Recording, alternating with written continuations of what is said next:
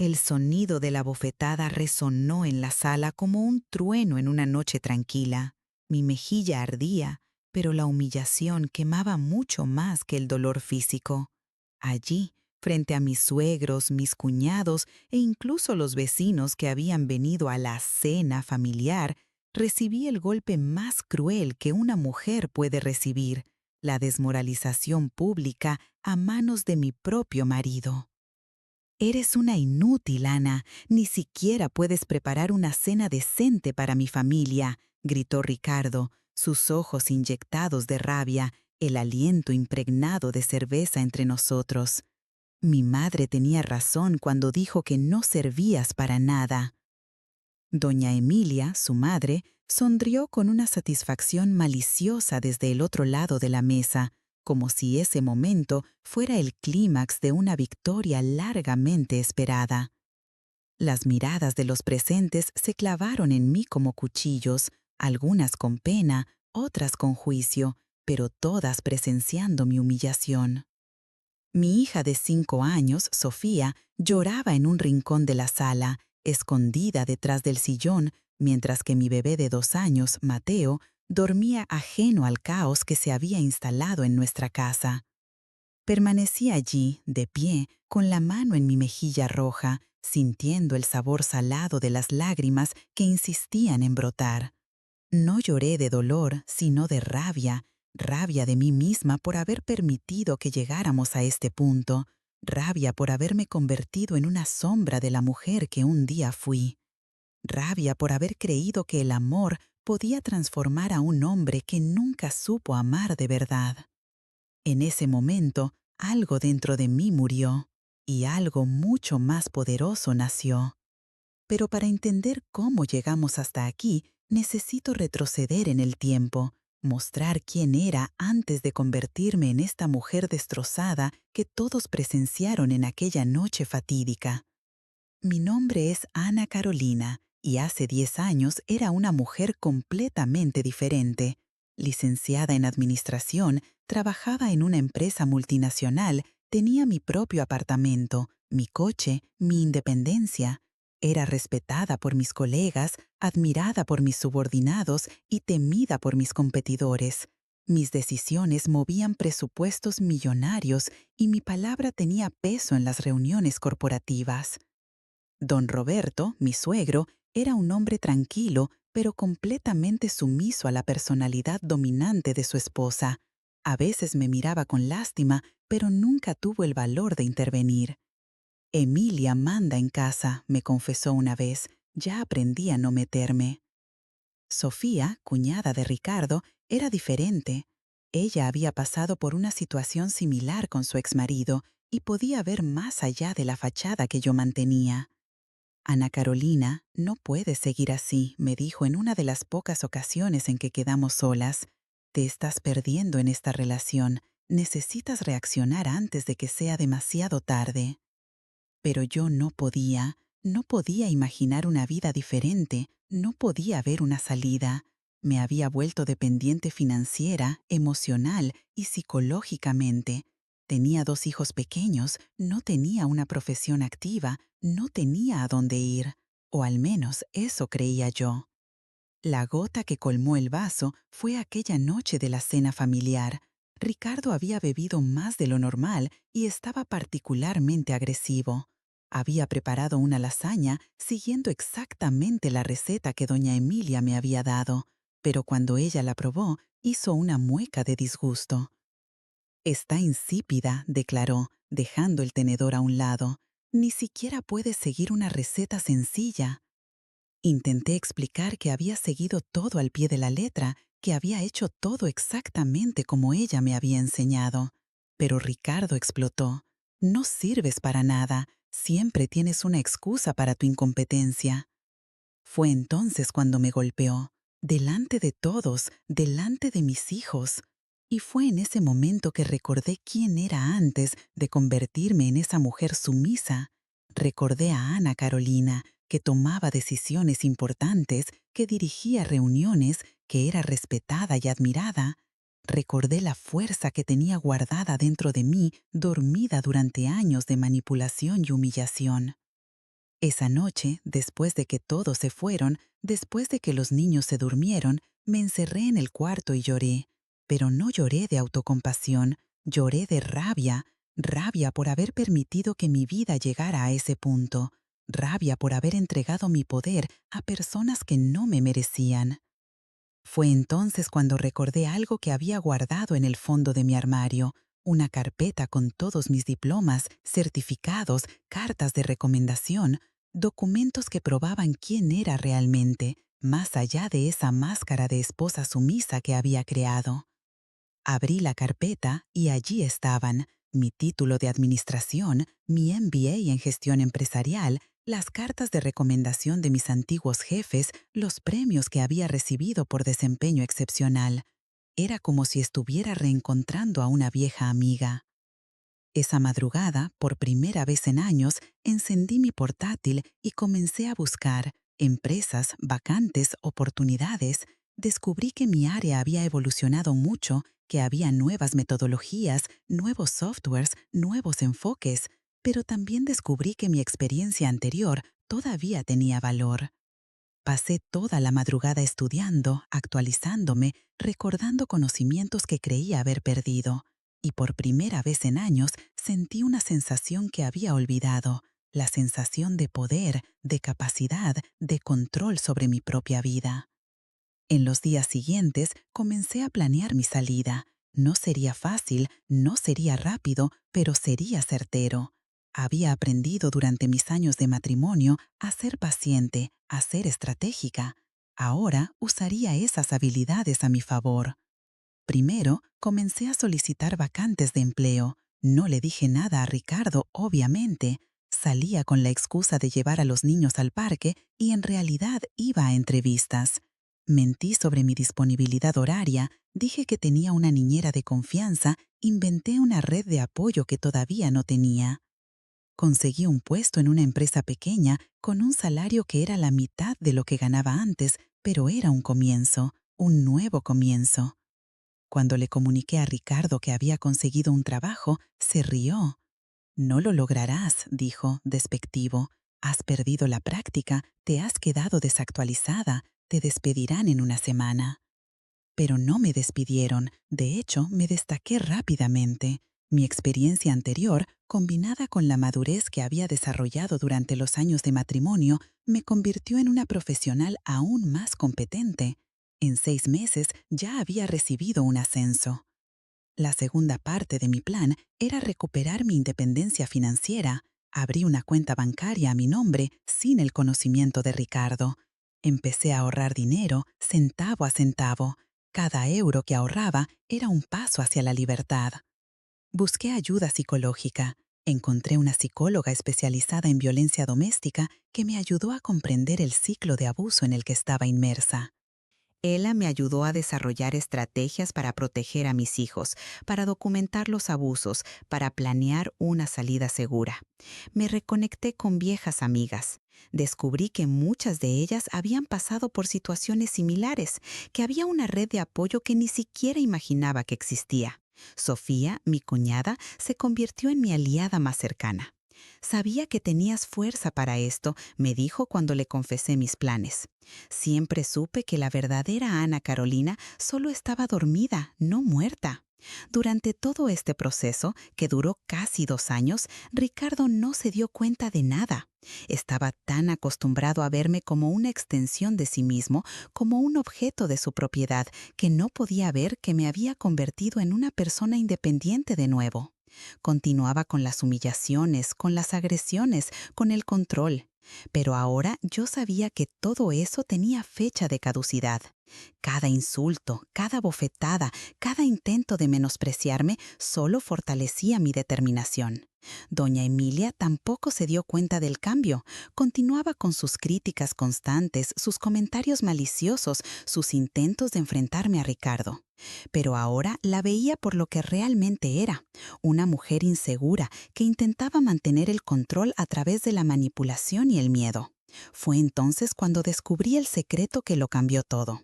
Estaba ordenando los papeles de la casa, buscando documentos para la declaración de la renta, cuando encontré una carpeta que Ricardo mantenía cerrada con llave en su despacho. Dentro descubrí algo que me dejó en shock: comprobantes de otro apartamento, cuentas de tarjeta de crédito con gastos que no eran nuestros, fotos de Ricardo con otra mujer.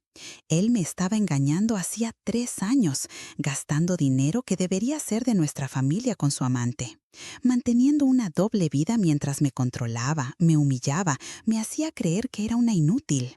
Pero lo que más me indignó no fue la infidelidad en sí, fue la hipocresía.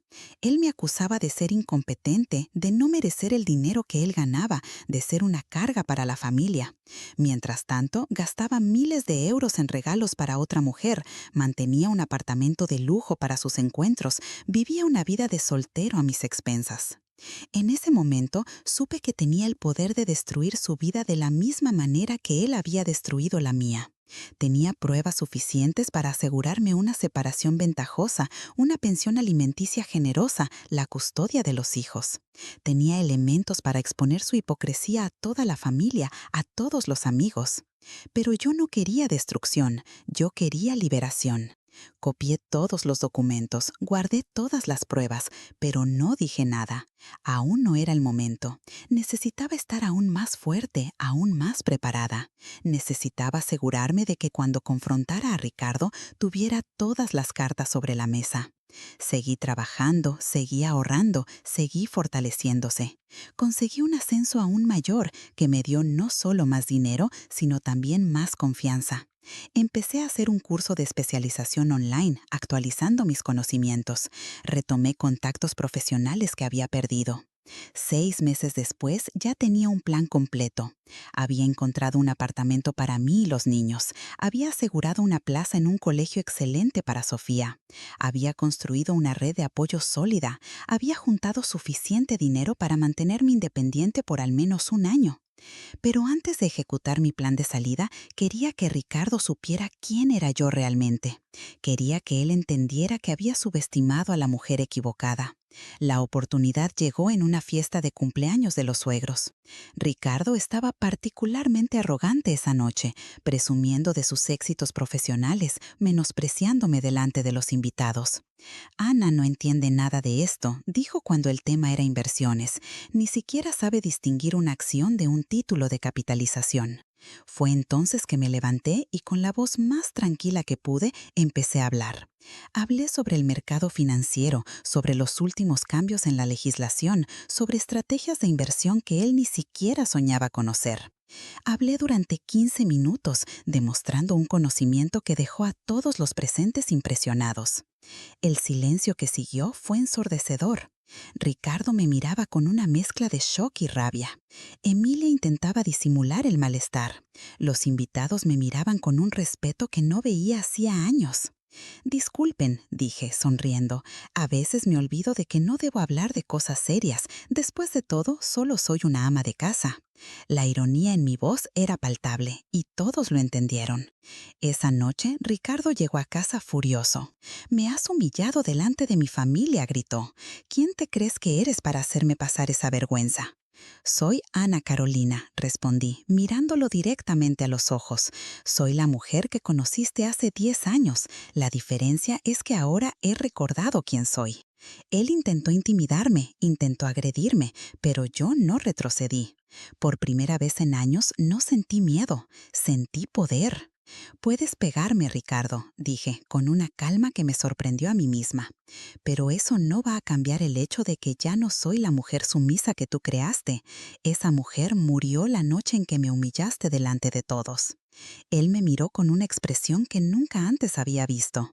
Era miedo, miedo de perder el control, miedo de enfrentarse a una mujer que ya no se intimidaba. En los días siguientes intentó retomar el control a través de otras estrategias. Intentó convencerme de que estaba siendo irracional, que nuestra familia estaba en peligro, que los niños necesitaban un hogar estable. Intentó usar el chantaje emocional, la manipulación, las promesas de cambio. Pero yo ya no estaba interesada en escuchar.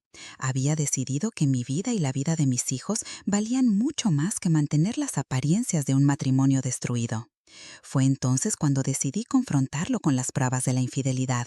Puse todos los documentos sobre la mesa de la cocina una mañana de sábado mientras los niños dormían.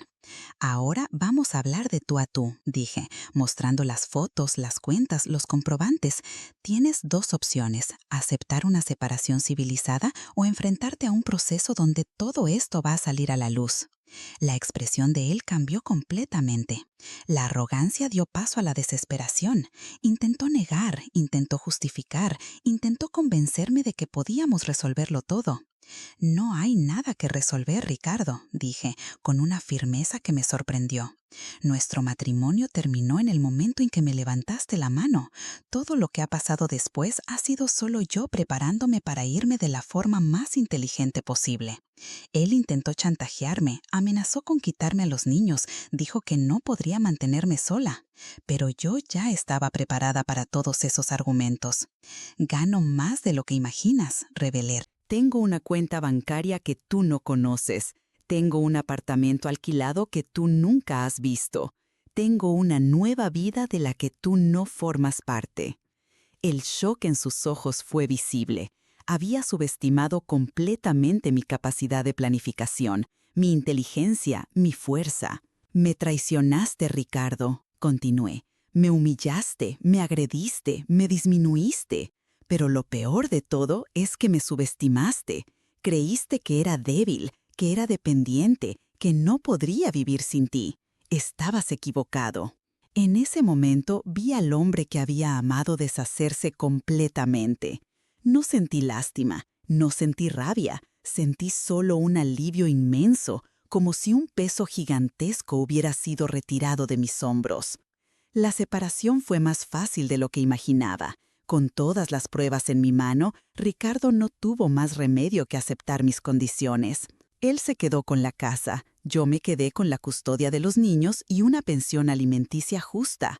Más importante que eso, recuperé mi dignidad. Si has llegado hasta aquí en esta historia, probablemente también has pasado por situaciones difíciles en la vida. Tal vez te identifiques con la Ana Carolina que era antes, o tal vez seas alguien que necesita inspiración para encontrar su propia fuerza. Si es así, te invito a suscribirte a nuestro canal, donde compartimos historias como esta, de personas reales que encontraron fuerzas para superar los desafíos más difíciles de la vida. Tu jornada de transformación también puede inspirar a otras personas. Doña Emilia intentó convencerme de dar marcha atrás. «Estás destruyendo mi familia», dijo, en una de las últimas conversaciones que tuvimos. «Mi hijo te necesita, los niños necesitan un padre». «Tus hijos tienen un padre», le respondí, «solo que ya no tienen una madre dispuesta a aceptar ser maltratada para mantener las apariencias de una familia feliz». Ella me miró con odio, pero también con un respeto que nunca antes había visto. Era como si finalmente reconociera que ya no era la mujer frágil que había conocido.